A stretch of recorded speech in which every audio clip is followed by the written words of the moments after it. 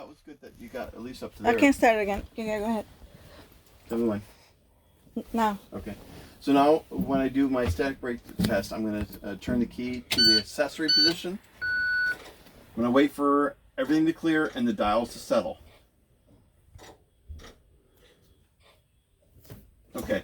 My dials have settled. They're right at 120 psi. I'm going to put my foot on the brake and I'm going to release the parking brake. I'm putting my foot on the brake so that the bus does not roll when I release the parking brake. But once I do that, I'm going to see an initial loss in pressure. Okay, I've lost a little bit of pressure and I'm waiting for the dials to settle again. And I'm going to put a fresh shot of air into the system. I'm going to see another drop in pressure, and then I'm going to, once it settles, which is now I'm going to time for 1 minute. Can you point to the gauge that you're... These okay. two right there. Okay. So in the matter of time, we're going to say 1 minute is up. I have not lost more than 3 to 5 psi on my dials. At this point, I want to pump down the brakes to make sure that the alarms are working properly. So when I start pumping down, once the dials reach around 60 psi, I should hear and see alarms on the dashboard.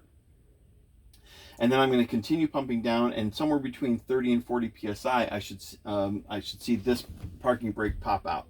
So I'm going to start pumping now.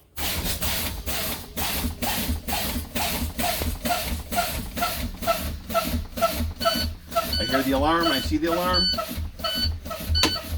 and the parking brake popped at around 40 psi. That concludes the static brake test. I'm going to then restart the bus to get the brake chambers to build up while I check the interior.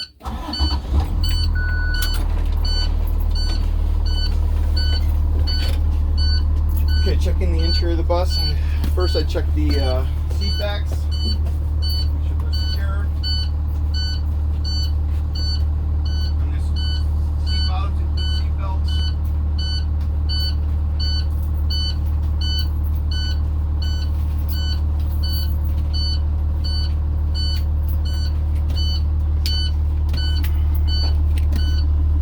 Check the emergency exits. Right here I have an emergency exit label. It's above the emergency exit and on the window itself. Alarm sounds when I open the handle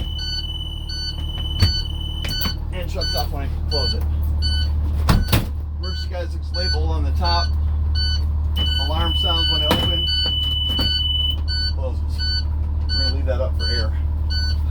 Emergency door is the light is on, it's labeled at the top. Pad is secure. It's labeled on the door. Alarm sounds. Door locks in place when it's open. And is secure. Next emergency door is labeled on the top and on the window. Alarm sounds when it's open. It's closed.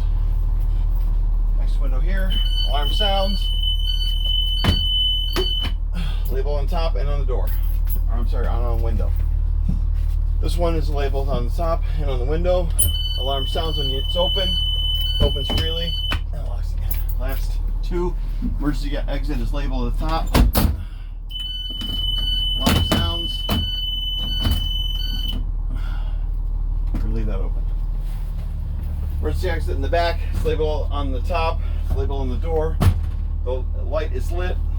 Alarm sounds when you open it. Locks into place. And close. Okay.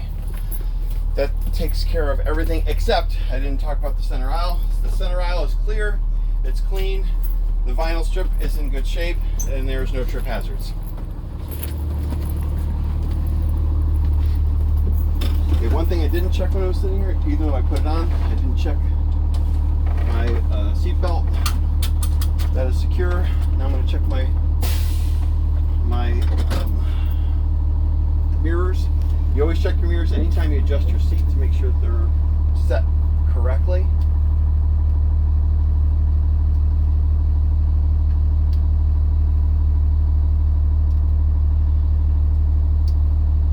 Okay, my mirrors are set correctly. So that button moves the 4 of them? Yes. Okay. And we'll play with that later. You can see that. But the last two things I need to do is I need to do my 50-foot brake test.